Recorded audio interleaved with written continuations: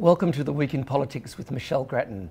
I'm Nick Klomp, the Deputy Vice-Chancellor here at the University of Canberra. Good morning, Michelle. Hi Nick, belated Happy New Year. And you too. The first sitting week of 2018 wasn't particularly smooth, with front page revelations that Barnaby Joyce was to become a father again by way of an affair with a former staffer. Are the private lives of politicians valid topics of public interest? There's a lot of debate about this, and of course some people say, well, of course they're public figures and what they do should be out there, where others say, well, you've got to accord politicians some rights of privacy. I think in this case, personally, the right of privacy probably should prevail, but it didn't in the end.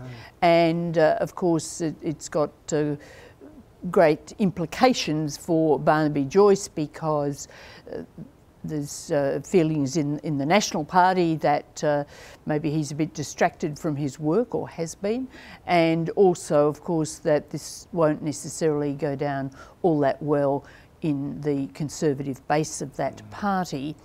Some say that if it had been known during the by-election in New England last year, then it could have had an effect. I myself really discount that argument, because the rumours were about his enemies in the area were certainly spreading them at that time, and I think anyway those voters would be making their decisions on much more directly political things. Interestingly, crossbencher Cathy McGowan has just suggested a process to limit personal relationships within the parliamentary workplace. Should federal politicians look to mimic some of the rules in the corporate world or in the US Congress in restricting relationships between politicians and their staffers? It was notable that this week the House of Representatives in the US passed a law outlawing sexual relationships between members of the House and staff that reported to them. And this was very quickly dismissed by our politicians. Julie Bishop was particularly strong in saying government shouldn't be in this area. But I think it will be interesting to see how much discussion the McGowan move does generate, because some in the community might say, well, if companies have rules these days, maybe the Parliament should have rules. I don't think anyone would be suggesting a law, but maybe guidelines.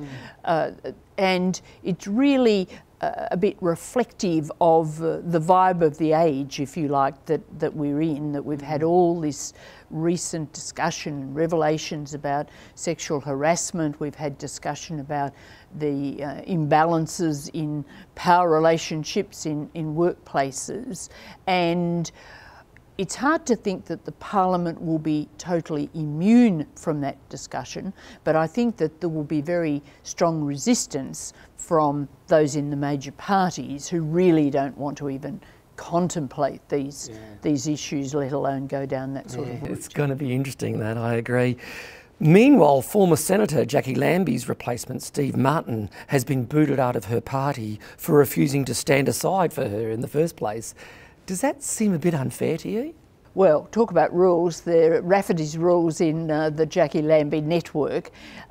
She, of course, had to resign over her dual citizenship. Then the High Court this week upheld Steve Martin as the next on the ticket, and therefore the successor, and it dismissed suggestions that he might be ineligible because he was a mayor in Tasmania. So he said, well, he wants to take up the seat, which is not unreasonable. But Jackie Lambie really wants to get back into the Senate, and she was furious that he wouldn't give way, so out he went. But he has the seat, so okay. I think he's the winner in this situation. So maybe the question of whether it's unfair or not is irrelevant when it comes to politics. Well, that's right, and he not only has the seat, but of course he doesn't really have to have any more to do with Jackie Lambie, so maybe it's a win-win for him. Questions surrounding Labor MP Susan Lamb's citizenship still seems to be unresolved. The government was unmoved by her emotional speech, blaming an estrangement with her mother for her inability to produce a vital document required. But this week there was still no action to refer to the High Court. Why no action? It's not clear. The government has constantly threatened to refer her to the High Court, while Labor says, well, there shouldn't be referrals unless they're on a bipartisan basis. I think that the government's not convinced or moved by her account of things, saying she could have applied for the relevant documentation even though it wasn't available within the family to her. But maybe it's waiting for a High Court case that's underway about ACT Senator Katie Gallagher, which could give some guidance as to the position of Susan Lamb, or maybe it's just wanting to keep Labor on the hook as long as possible to prolong its pain. Could it be that they don't want to look as though they're the baddies in this situation, given the sort of the emotional speech that she gave? Are they avoiding looking bad, Well, or does that not come into it? They were certainly saying on the day of the speech, this is making no difference. So they weren't at all responding in any sort of sympathetic way to that speech. They were saying this is like other cases that have come up, that it's all a matter for the court. They, of course, are quite hoping for a by-election in this seat. The Queensland seat of Longman that she occupies has a very narrow margin. They had hoped that maybe there could be by-elections in Batman and Longman at the same time, because Labor would be on the barbed wire fence over the Adani coal mine.